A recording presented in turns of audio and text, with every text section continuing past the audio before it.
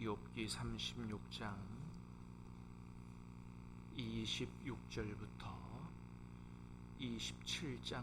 37장 마지막 절까지 말씀을 받겠습니다. 욥기 36장 26절부터 37장 마지막 절까지입니다. 하나님은 높으시니 우리가 그를 알 수 없고 그 횟수를 헤아릴 수 없느니라.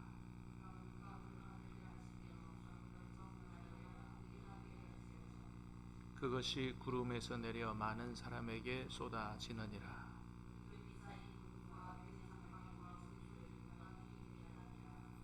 보라, 그가 번갯불을 자기의 사면에 펼치시며 바다 밑까지 비치시고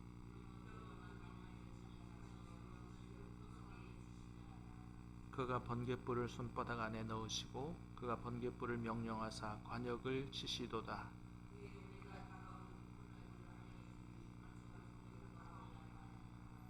이로 말미암아 내 마음이 떨며 그 자리에서 흔들렸도다. 그 소리를 천하에 펼치시며 번갯불을 땅끝까지 이르게 하시고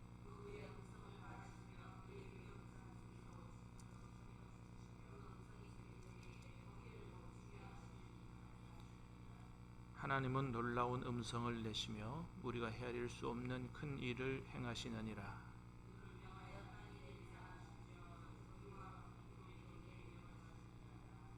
그가 모든 사람의 손에 표를 주시어 모든 사람이 그가 지으신 것을 알게 하려 하심이라.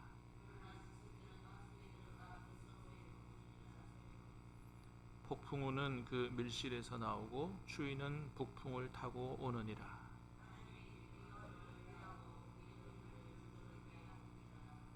또한 그는 구름에 습기를 실으시고 그의 번개로 구름을 흩어지게 하시느니라.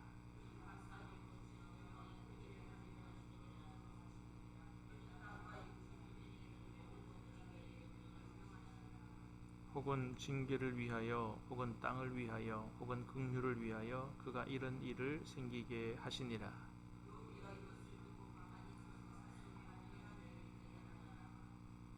하나님이 이런 것들에게 명령하셔서 그 구름의 번개로 번쩍거리게 하시는 것을 그대가 아느냐?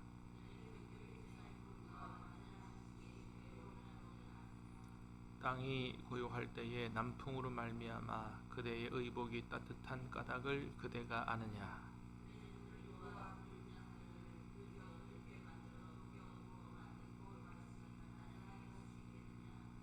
우리가 그에게 할 말을 그대는 우리에게 가르치라. 우리는 아둔하여 아뢰지 못하겠노라.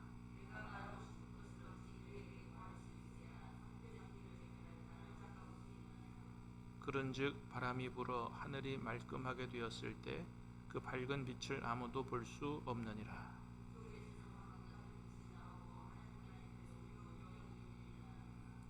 전능자를 우리가 찾을 수 없나니 그는 권능이 지극히 크사 정의나 무한한 공의를 굽히지 아니하심이니라.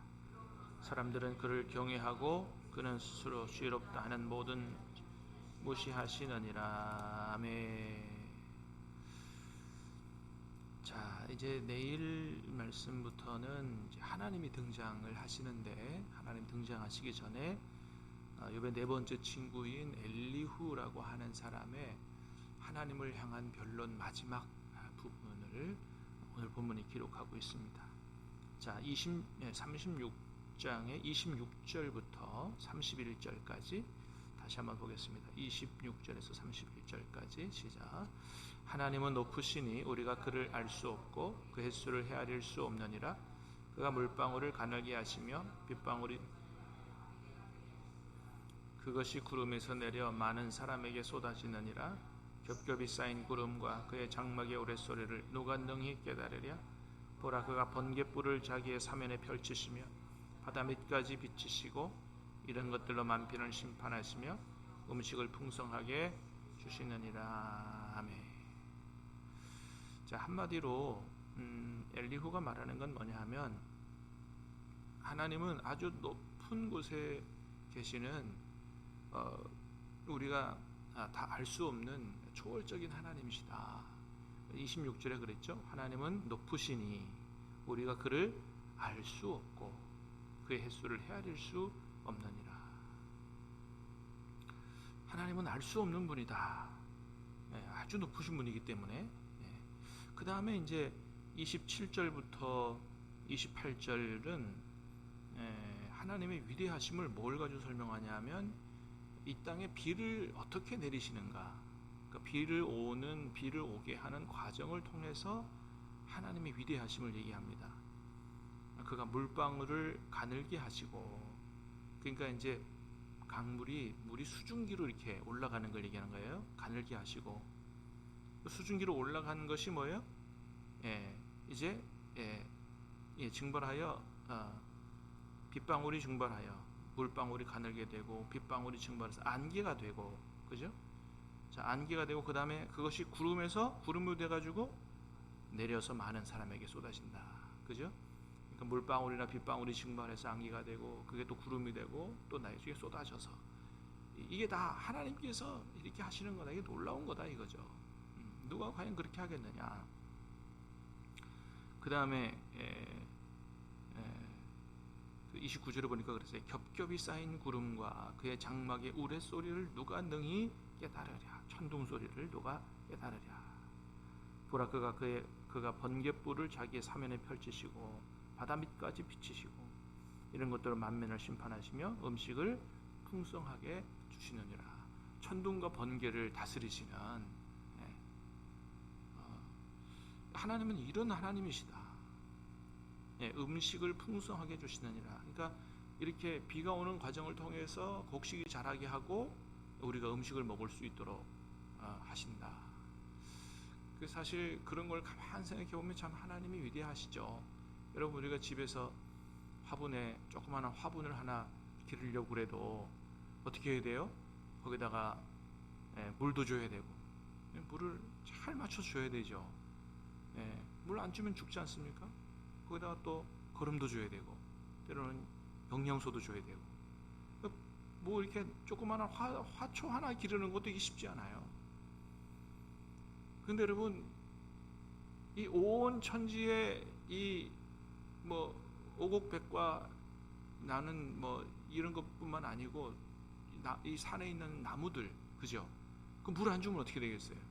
다 죽죠. 그 나무가 하나도 없다. 그러면 우리가 어떻게 살겠어요? 산소는 누가 만들고? 일일이 쫓아다니면서 바다에다가 강에서 물 떠와가지고 이 뒤에 엄광산에 있는 황령산에 있는 나무에 가다 일일이 다 물 줄 수도 없는 거고. 그 다 누가 하시는 거예요? 하나님이 하시는 거죠.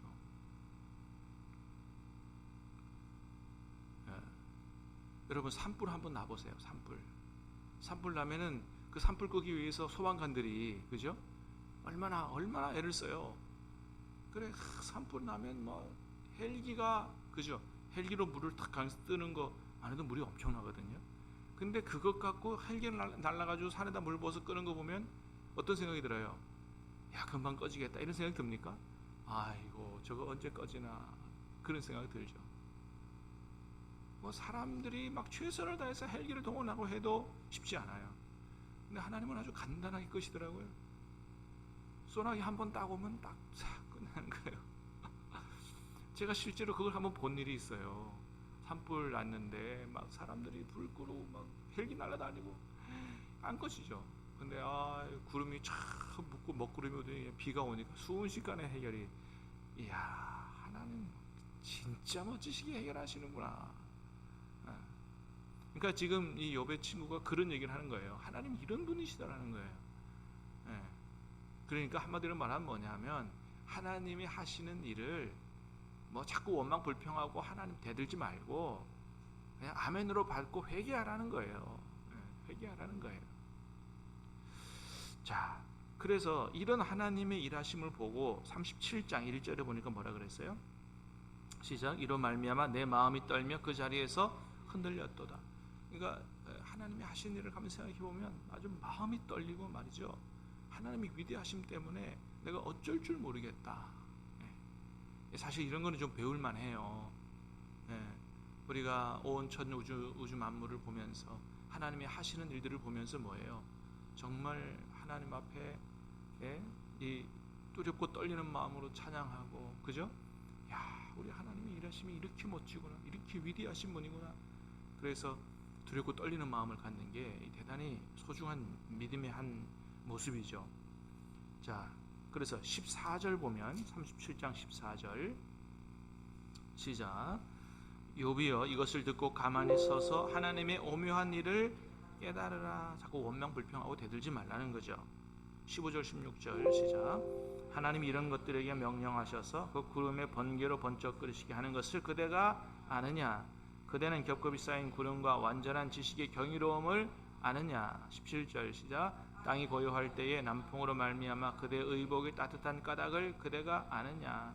그러니까 하나님이 행하신 일들을 너가 다 아느냐? 예?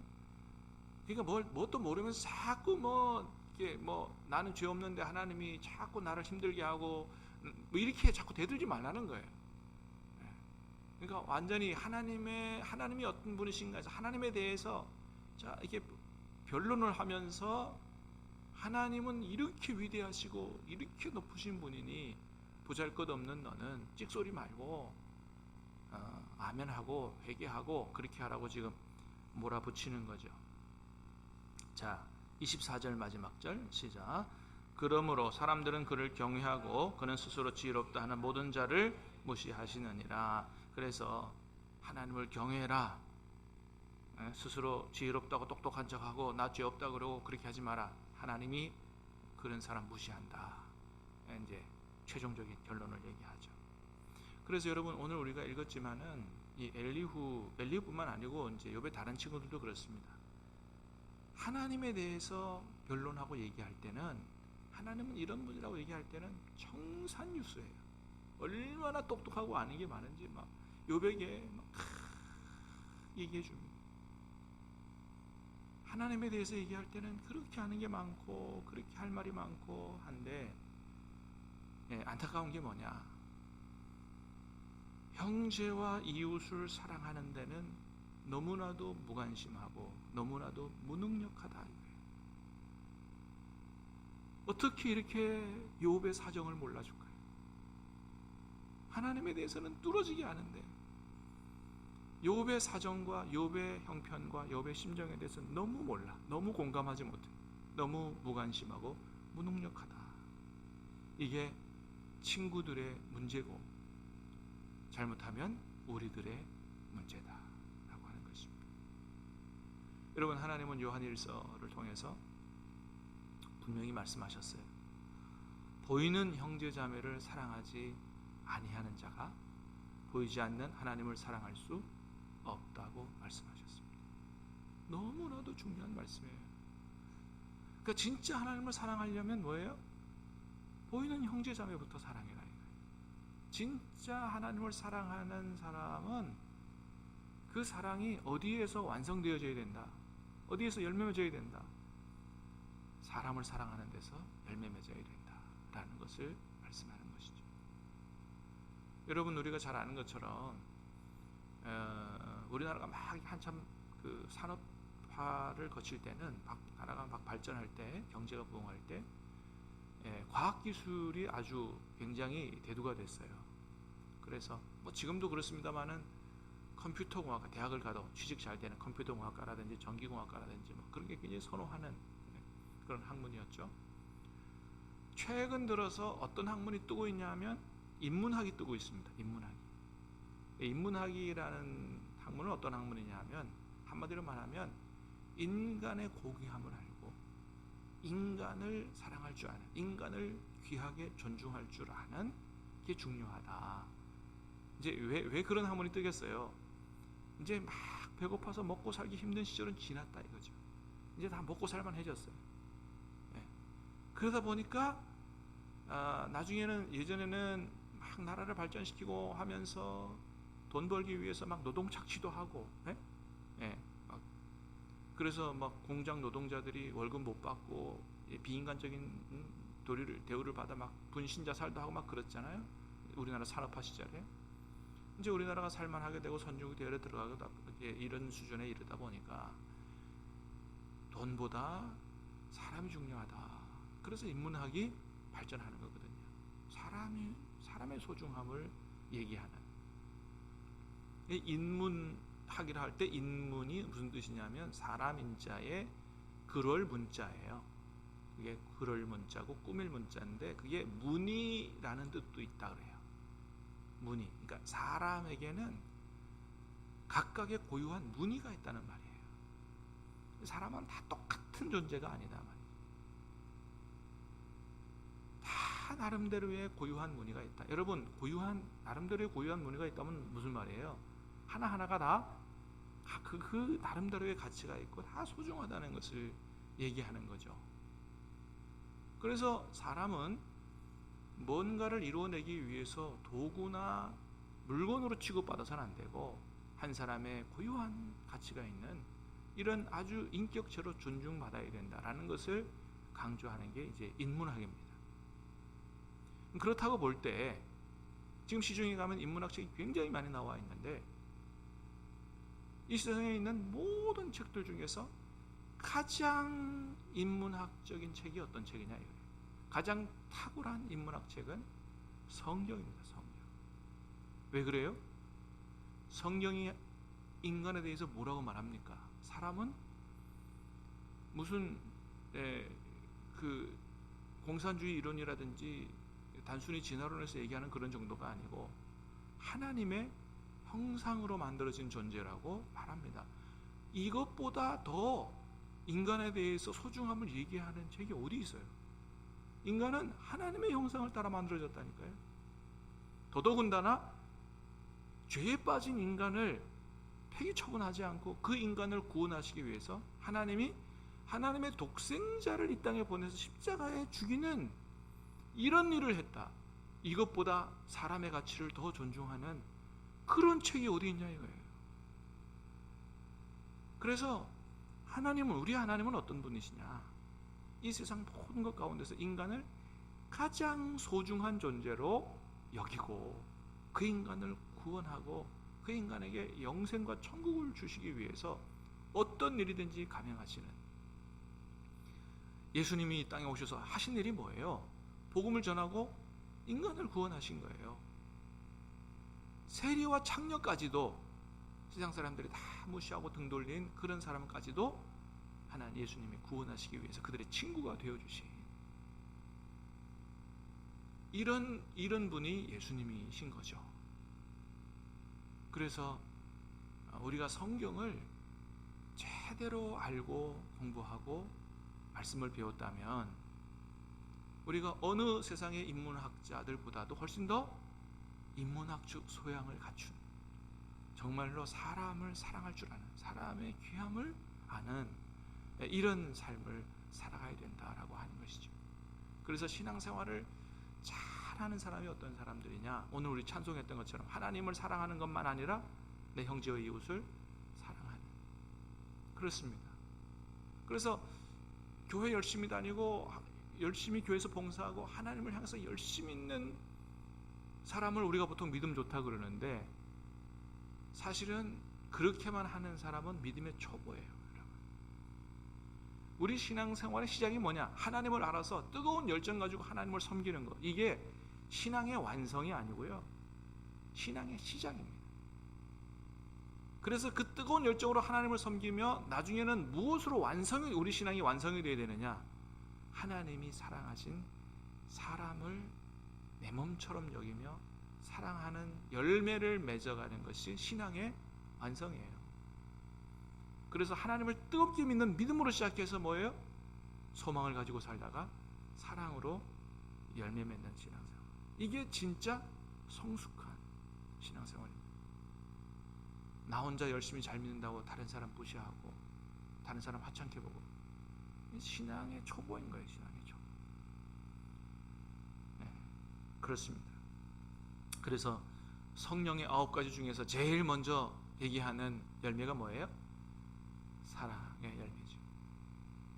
고린도전서 13장은 분명히 얘기합니다. 사랑이 없으면 믿음도 예언도 방언도 아무것도 아니다. 그래서 오늘 주신 말씀을 우리에게 주신 말씀으로 좀 도전을 받고 내가 하나님을 향하여 열심을 내는 만큼 누구를 사랑하는 삶을 살아야 된다.